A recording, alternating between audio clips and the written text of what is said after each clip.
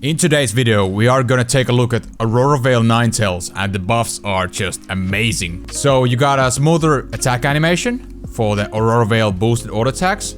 Some people argue it's faster attack speed, that's what the note says here. As well as you have some lifesteal alongside that, which is a great change, as well as you can dash now while using the ability. Good changes overall, and this set of 3 games are going to demonstrate the potential of this Pokemon. For sure. So we are laning against Squirtle and Eevee. It's a fine lane to play against, and I'm laning with Weaver. He's gonna play Trevenant, testing out his capabilities, which is gonna be on another video. I'm gonna also test him out. But the abilities on Alolan Ninetales, the laning phase has been always pretty okay, I would say. But the power spike comes at levels 4 and 6.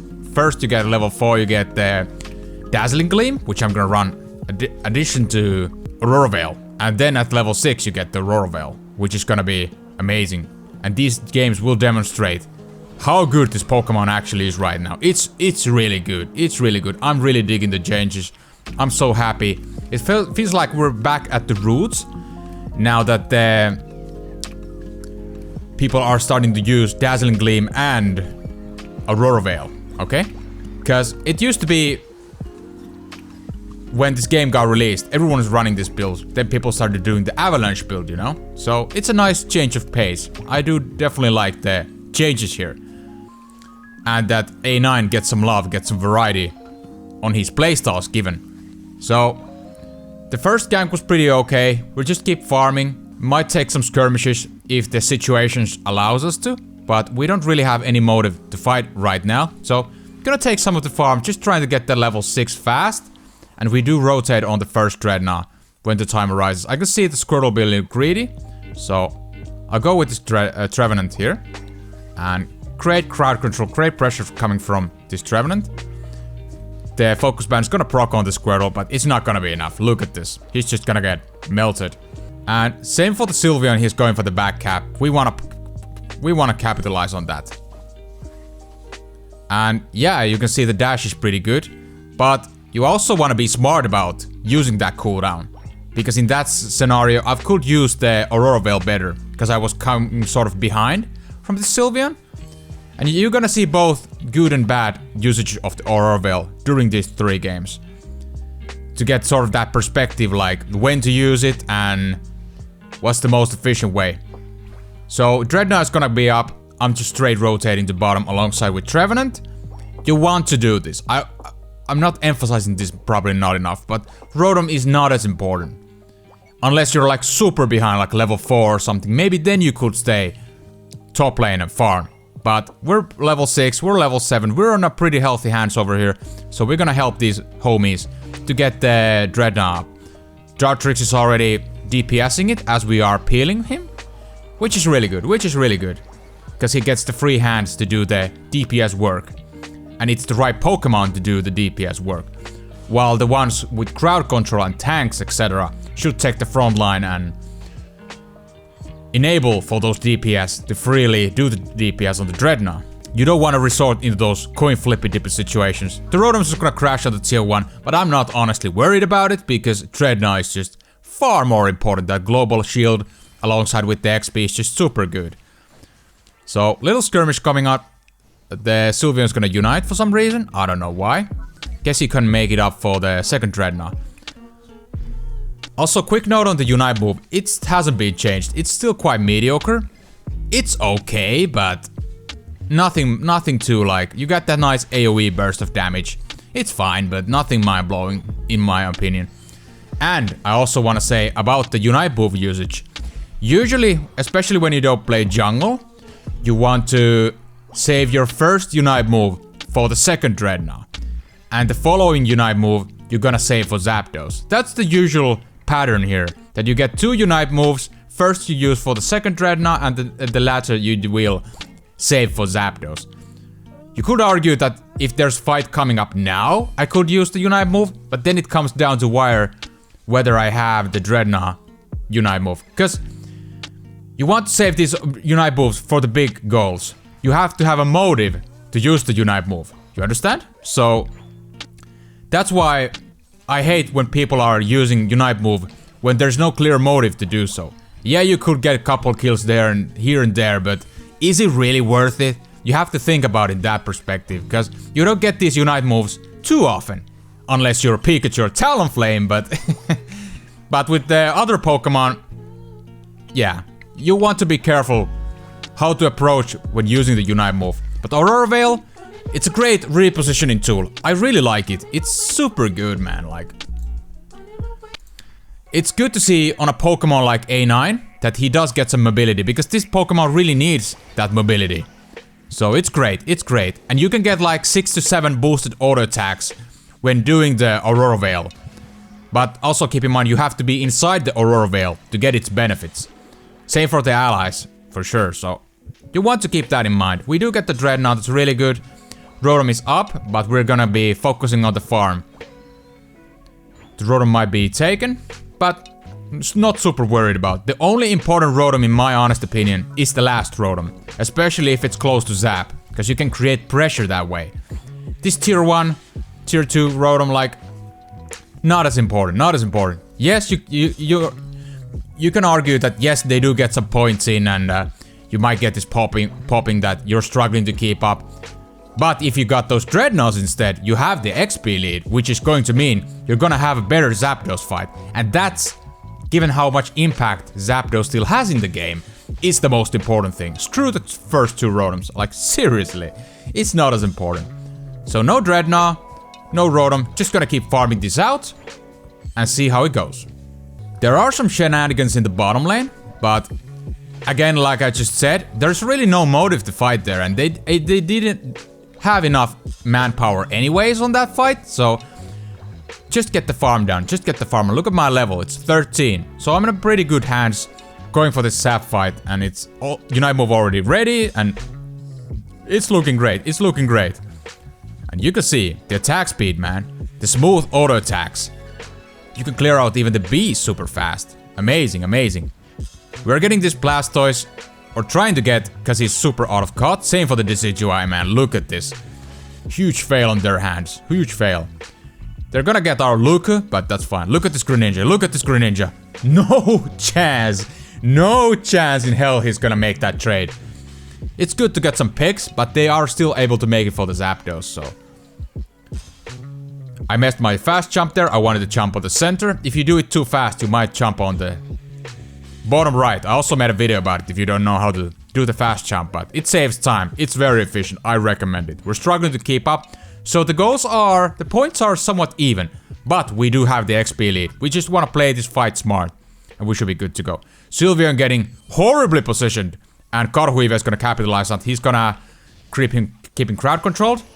I want to Unite move this to survive. I wanted to actually body barrier this Luca, but I was a tad late, so it's a little unfortunate. But we're just gonna get these intruders out. Blastoise also super split. And I'm just gonna stay on this corridor alongside with Karhuive, because we do have the crowd control to back this up, especially Trevenant.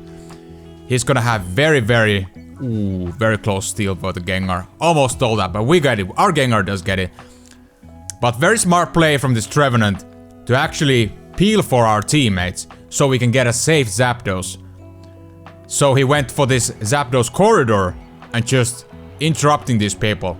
Very good, very good. That's what I want to see, and it's very efficient. Well done. So just defend the rest of the match and we should be good to go. And we win this game, and yeah, pretty solid, pretty solid. On to the next one. Moving on to the second game, I'm gonna also lane with Karhuive, but we got the Frost Brothers this time with Mamoswine and A9. It's a very solid lane. I really liked, given the fact how much crowd control and early game pressure this composition has. And you're gonna see its value down the line in this game. Very solid. But you also want to keep in mind that we are matched actually against very good people here. It's a ranked game 3 stacking. We have our Venusaur at the bottom. We're playing with Iridescence as well. So it's good games all along. So the early couple levels gotta be a little tricky, because they do have a pretty okay early game as well. But the crowd control and the damage combined from A9 and Mamo is just amazing. But you also want to keep in mind the enemies. If they're pressuring, if they're having a good start, You don't want to have that overextendy greedy going, even if you have a good lane, so. The bees are coming up, we're trying to get some of it. I do get level 4 here, get the Dazzling Gleam. We're gonna pressure the Squirtle, get some poking down, but he's gonna escape. Nothing too much to worry about. The jungle did not gank top lane, neither did theirs. But you can see already, like, look at that. This Squirtle won't survive this mess we're into. The more levels we get, the more scarier this duo will definitely become. At least I can score the points here.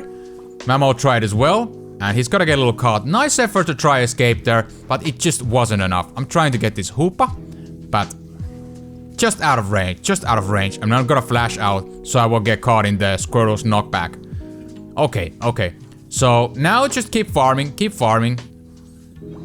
You don't really want to take these skirmishes unless you want to try battle for the last hits. That's the only thing, but even then, you want to be a little careful. So, just keep farming. Swinub making that pressure to make sure I get the last hit, which he was successfully able to do so. He got a little low, and this is great time for the jungle to actually gank. He's coming in, and super nice timing. I did not honestly notice Greninja there. It's okay, because we got so much pressure down. I'm gonna still do the top Bs and then just head to Dreadnought. Very important to rotate on the first Dreadnought. But yeah, this Greninja is gonna be very scary because he get this early lead. Gotta be careful with that.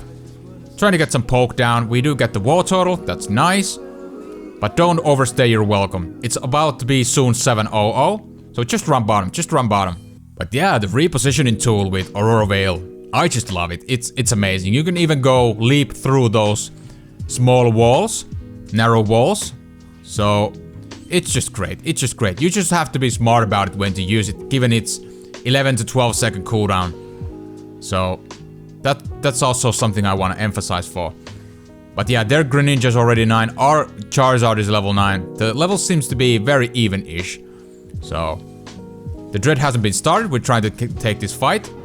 But Greninja is able to capitalize on this by Unite moving me, and he's gonna pick it up. Charizard, a little late with the Unite move. It's gonna look a little rough on us, but let's see how the rest of the fight goes. We're trying to recontest with Mamo over here.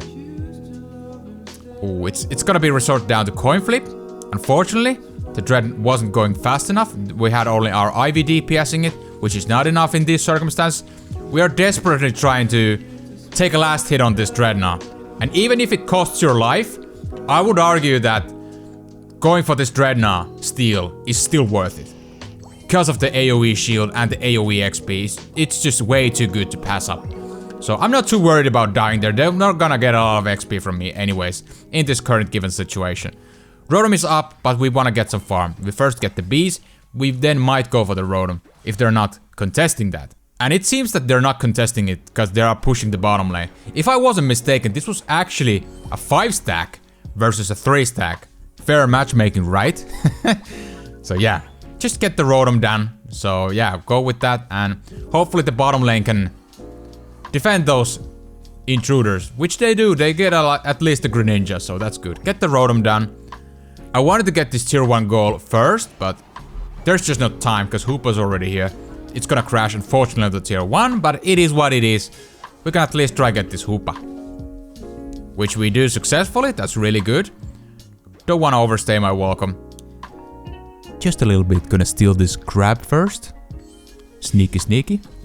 Because Aurora Veil's boosted auto attacks, the range is amazing.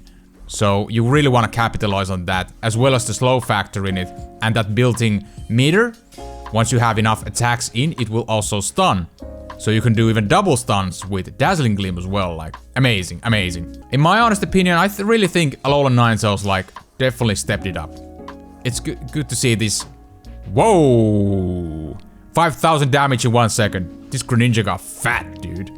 And I also want to represent these games that we aren't super dominating early on. Why? Because I want to give two sides of the coin. Meaning that we are in these situations sometimes. And it's also good for the viewers, in my opinion, to get those both spectrums, per se.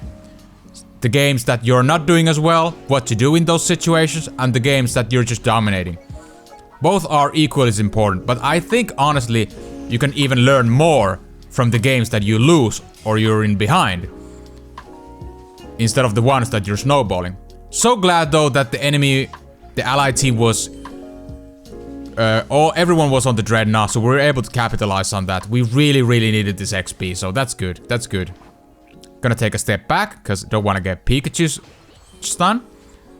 And this was a kind of iffy play from the team. I really thought that we should back off here. Overstaying our welcome wasn't a good thing. But they also get a little cocky. Look at this Blastoise. He's overextending his welcome. So we're gonna pick this guy up. Boop. But plenty to farm, plenty to farm. I need to get my Unite move back for the Zap. Starting to look pretty healthy. As you can see, I'm almost at my Unite move. And reaching that level 13, you get the Aurora Veil Plus. It's very good. And we're gonna get these points in. And look at this mid-maxing we're about to do. This was really good from me and Iridescences here. I'm gonna get these 5 points only. And he's gonna get that 42. This is mid-maxing at its finest. Awesome, awesome. But we don't want to get caught here. They got Mime and Blastoise on our ass, so just take a step back. We want to fight on the Zap Pit, that's for sure. If we get caught here, it's game over. Charizard, for some reason, is already starting to rip the Zap. I got myself caught in the horrible position, because Hoopa United, I just want to flash out.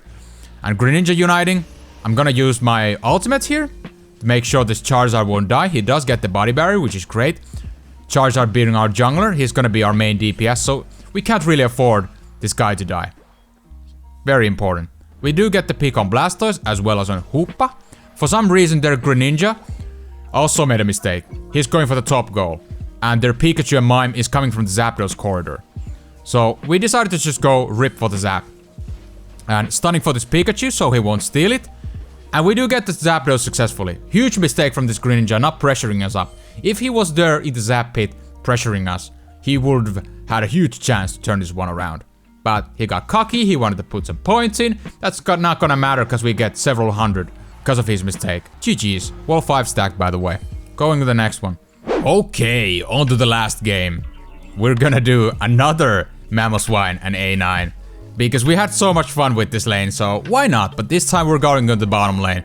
We have Cinderace jungle, as well as a questionable top lane with the Cramorant. Not a huge fan, given the fact how weak he's in the game right now. I do love the Bluebird, don't get me wrong, but it's okay, it's okay. Anything can still happen. I mean, they have Ralts in the lane, so not the best start either. And this is a good example of, if you have a mediocre lane against this duo, you're gonna get pressured immediately. Like, Ralts is terrible at early levels. But Swinub and Vulpix is really good on the early levels. So we just straight up head down to the last, hitting these guys, just making this pressure up. Gonna actually steal this Audino from the bush. Amazing. But we don't want to give this Gardevoir any XP. Oh yeah, it's actually Iridescences on the Cinderace. So we got that nice duo lane plus jungle tree stacking over here. Very good, very good. I'm liking this. But yeah, early game very solid. We both hit level 4. We're already ready for the bees. So B is gonna come up. Swinub already going in with the pressure. Good crowd control coming up. We're probably gonna get this Slowpoke at least. And as you can see, they just don't have any mercy here. Rabu just straight up diving these two. Amazing, amazing pressure from this jungle. And we are gonna escalate the snowballing even further with this duo. Just amazing, I love it. Now we can just do is keep farming. I want to get that level 6 as soon as possible to get the Aurora Veil. Very important.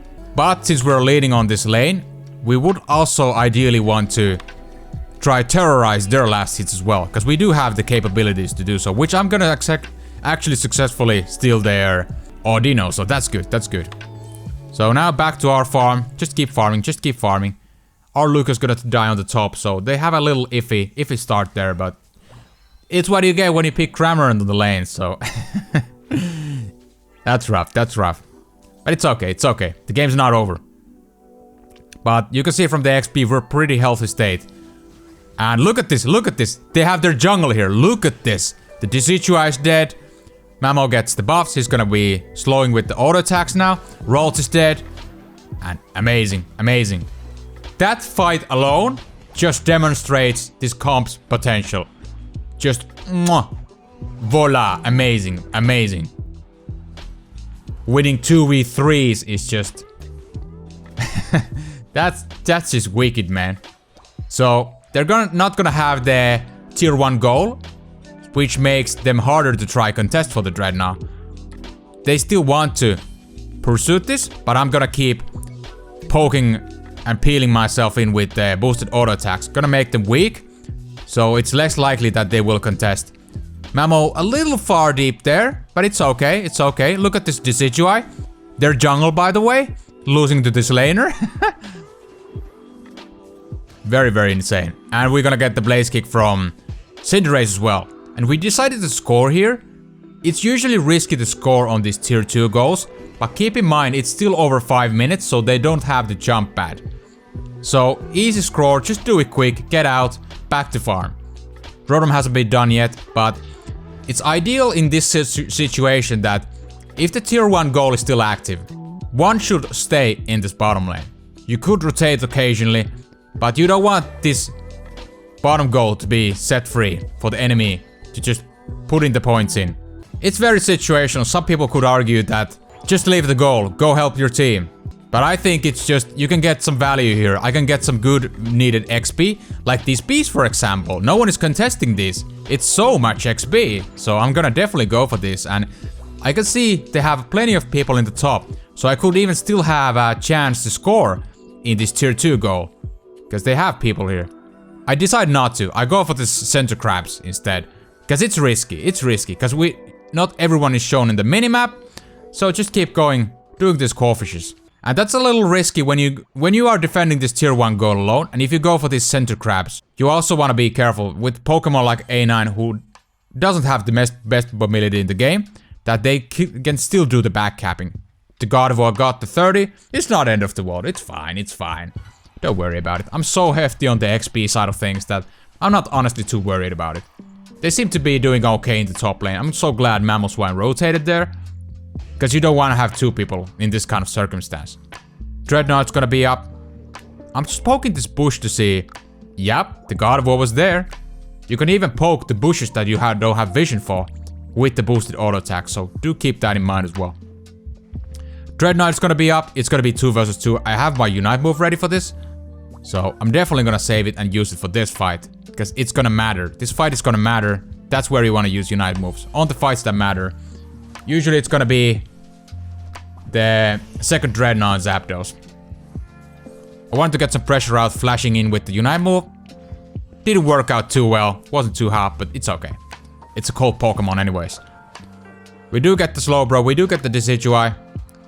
It got kind of mashed the fight, because the teammates are super split. Very split, and it's tough to see this Lucario going back and forth. Also the Dreadnought is getting a little reset there. So yeah, they're gonna unfortunately get the Dreadnought, but it's fine. We're still on the clear waters. Nothing too fatal hasn't happened yet. Just keep farming. Just keep farming. That's what you want to do right now. The only important Rotom is the third Rotom in my opinion, especially if the timer is close to Zapdos. Then you could create some pressure when the Zap is about to begin and make the enemy to decide that whether they want to defend the Rotom or just go for the Zapdos. Because if they don't defend the Rotom, it's gonna crash. And there's possibilities to insta-score. So the first and second Rotom, nowhere near as important as Dreadnought, especially the first one. We're gonna have a little trade with this Dragonite. He was horribly positioned, so we're gonna capitalize on this. Also trying to contest some of the bees, but we don't want to overextend. Don't overextend in this time period. Very bad if we do so. Some little XP from the Dragonite is always welcome though. If they do mistakes, if they have horrible positioning, you want to capitalize on that. But you need to have this balance between offense and defense. You need to know when it's okay to go in and when you should take a step back and go back. It's very important. With squishy Pokemon like Cinderace or A9 for example. Very important. They are starting to get the positioning down on the center, so we want to be careful how we approach it. I was trying to poke this bush to see if the enemy was there, but it wasn't seem to be the case. It's fine. Like here, Cramorant is forced to Unite move because they're horribly positioned. He's gonna get caught. Very embarrassing, not good for us. Because the Zap is gonna be starting, and we are already missing one member. Okay, Dragonite's gonna be uniting. Our Mamo is getting low. As long as Cinderace doesn't die, we should be good. He's our main DPS. I wanted the body barrier, this Cinderace, but it actually went for Mamoswine, unfortunately. I'm just trying to dodge, just trying to keep this guy alive. I was able to stun the Decidueye, so Decidueye can run away. I mean the Cinderace. And he's now back in the fight. Very good, very good. As long as our jungle is alive, we should be good. And look at those off-screen pokes, man. You can even do damage with the boosted auto attacks when you do it off-screen. If you're not in the attack range, you know? Because the attack range itself is super long. I'm able to get the Zapdos. It was a little coin flippy dippy, but we just had to go for it. There was really no other option. Except if we reset there and take another big fight. That could be the second option, but we decided not to, and it worked in our favor. We're gonna get the points in, and we're gonna score and get the win.